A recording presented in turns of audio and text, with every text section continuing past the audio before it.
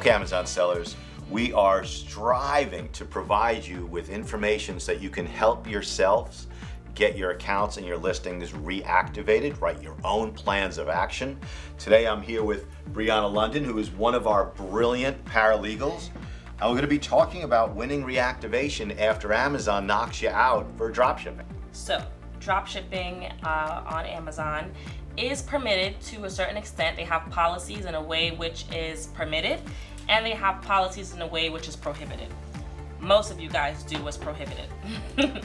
So what Amazon really hates, and I know we're giving you stuff you already know right now, is that when a consumer orders something on Amazon, the box shows up on the doorstep and it says Home Depot, Walmart, Best Buy, Target. They don't like that. It's not good for Amazon's branding, and it makes a lot of sense. It causes a lot of consumer confusion. That's right. They order something on Amazon and Target shows up, or Target if you want to be a little more fancy, right? Mm-hmm. So, Brianna, how can sellers get their own accounts reactivated when they're facing this issue? So the most important thing to do is to explain to Amazon that you understand that you will be the seller of record of anything you sell moving forward.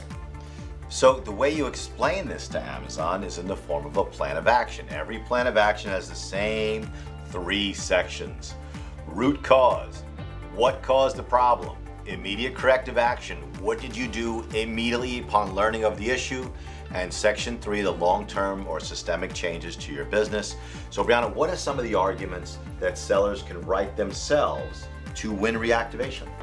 So to resolve these complaints, as mentioned before, the first thing that you want to do is make sure that Amazon knows you're going to be the seller of record of all your products. That means on all packing slips, boxes, inserts, it says your seller's name and no other brand's name. It means you're actually purchasing inventory. That's what you got to tell Amazon if you want to get past this particular issue, and we strongly suggest that you do it, if not as your entire change in your business model, but at least as a portion of your business. Right. Now, some sellers do opt to utilize dropshipping fulfillment centers to help them fulfill orders, and that's okay, but you need to show Amazon that you have an agreement with that fulfillment center that they will only list you as the seller of record for the item.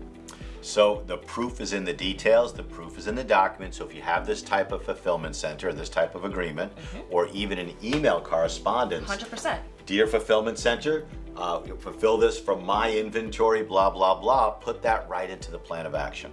Absolutely. And last but not least, when you are fulfilling items this way, it is important that you are responsible for accepting, processing all returns and things of that nature. Amazon wants to see that you're taking full responsibility for that aspect of your business. I gotta tell you something, this reminds me, I'm a huge Grant Cardone fan, and many people don't like the guy. Some people love him a lot. Maybe you don't know who he is.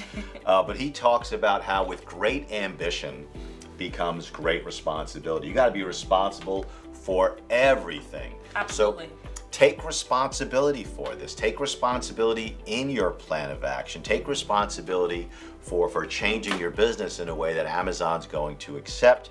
And this is one of the many ways that we win reactivation of sellers' accounts. Yes. When you get knocked out of the box for dropshipping.